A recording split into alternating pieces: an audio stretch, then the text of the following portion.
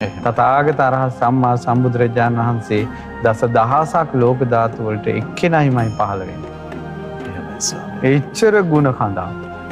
මේ තුන් ලෝකයේම සකල සත්වයා එකතු වෙලා එක පැත්තකට ගිහිල්ලා ඔවුන්ගේ ගුණ තියනවා කියන්නකො මහා බ්‍රහ්මයාගේ පටන්. ඒ තථාගත බුදුරජාණන් වහන්සේ එක පැත්තක සිටිනවා කියන්නකො කවදාවත් තථාගත අරහත් සම්මා සම්බුදුරජාණන් වහන්සේගේ ගුණයට සමාන වෙන්නේ නැහැ.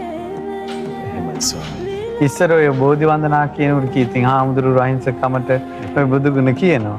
ඒ උන්වහන්සේලාට තේරෙන විදිහට කෝටියක් මව්වරුන්ගේ කෝටියක් පියවරුන්ගේ කරුණා ගුණේ කැටි කළද මාගේ බුදුරජාණන් වහන්සේගේ කරුණාවට සමාන නොවනසේක.